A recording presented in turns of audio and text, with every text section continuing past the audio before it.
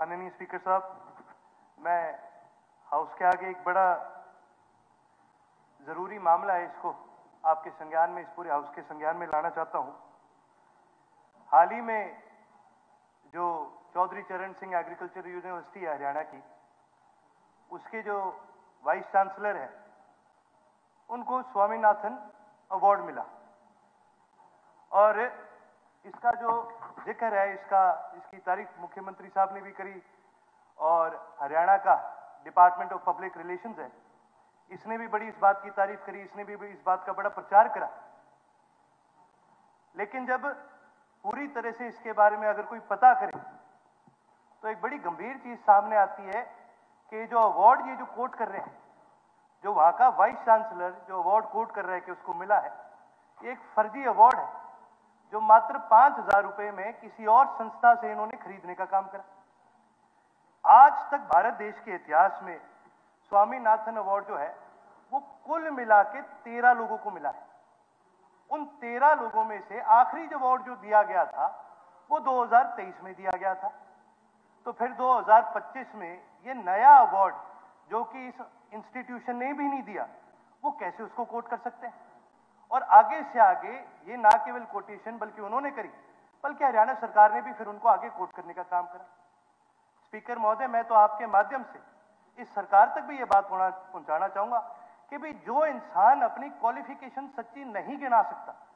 जो इंसान को अपनी क्वालिफिकेशन बताने में कोई शर्म है, तो फिर वो आदमी किसी भी पद के लायक नहीं होता। ये जो लक्षण है, इस प्रकार के जो लक्षण होते हैं, जो खुद की तारीफ करने के लक्षण होते हैं, जो खुद को अवार्ड देने के लक्षण होते हैं, कि बहुत ही नार्सिसिस्टिक और आत्ममुग्ध इंसान के लक्षण होते हैं। और ऐसे इंसान को उसके बाद 4 साल के लिए आगे एक्सटेंशन और देना, मेरा यह मानना है ना केवल ये सरकार के लिए, यूनिवर्सिटी के लिए, बल्कि जो लाखों बच्चे वहां से पढ़ करके जाते हैं उनके लिए भी एक बड़ी गलत मैसेज देने का काम है। जो इंसान क्वालिफाइड ना हो, उस इंसान को किसी पद पर रह करके आगे बढ़ने का मेरा यह मानना है हक नहीं होना चाहिए। ऐसे इंसान के ऊपर कार्रवाई भी होनी चाहिए, ऐसे इंसान को बर्खास्त भी करना चाहिए। मैं स्पीकर महोदय, मैं कोट करना चाहूंगा इसका जो उन्होंने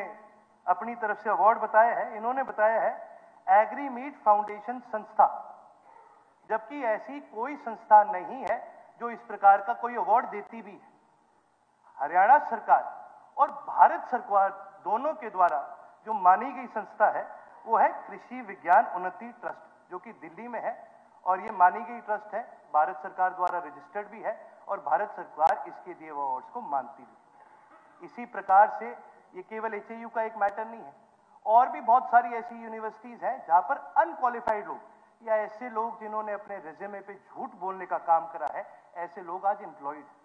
मैं तो आपके माध्यम से माननीय शिक्षा मंत्री और माननीय कृषि मंत्री दोनों के आगे ये बात लाना चाहता हूं, क्योंकि एक कृषि विकास की एक यूनिवर्सिटी है, कि ऐसे लोगों के ऊपर सख्त से सख्त कार्रवाई करनी चाहिए। इसके अलावा महर्षि दयानंद यूनिवर्सिटी के अंदर एमबीबीएस के पेपर लीक हुए। महोदय, मैं ये कहना चाहूंगा कि जब इस प्रकार के पेपर, और खास करके जब हम बात करते हैं एक प्रदेश के अंदर फ्री चिकित्सा देने की, आयुष को बढ़ाने की, अच्छे डॉक्टर्स की, वहां पर जब एमबीबीएस के पेपर लीक हो रहे हैं, तो फिर आप अपने आप अंदाजा लगाइए यूनिवर्सिटी का कितना बुरा हाल हो। एक यूनिवर्सिटी का ये कार्य होता है कि अपने बच्चों को ना केवल आगे पढ़ा के उनको तैयार करके आगे बढ़ाने का काम होता है, बल्कि उस यूनिवर्सिटी की ये भी एक जिम्मेवारी बनती है कि भाई सही लोगों को, क्वालिफाइड लोगों को, जो कि लायक है आने वाले इस देश के भविष्य को पढ़ाने के लायक जो लोग हैं, उनको मौका देना चाहिए, ना कि ऐसे लोगों को जो अपने रिज्यूमे पे झूठ बोलने का काम करते हैं। साथ ही साथ आज एक बड़ी रिक्वायरमेंट है यूनिवर्सिटीज के अंदर ट्रांसपेरेंसी। हर प्रकार से अलग अलग चीजों के अंदर वाइट पेपर जारी किए जाते हैं। मेरे तो आपके माध्यम से इस सरकार से, इस हाउस से अपील है, मुख्यमंत्री महोदय से अपील है कि यूनिवर्सिटीज के अंदर जितनी भी पोस्ट दी जाती है,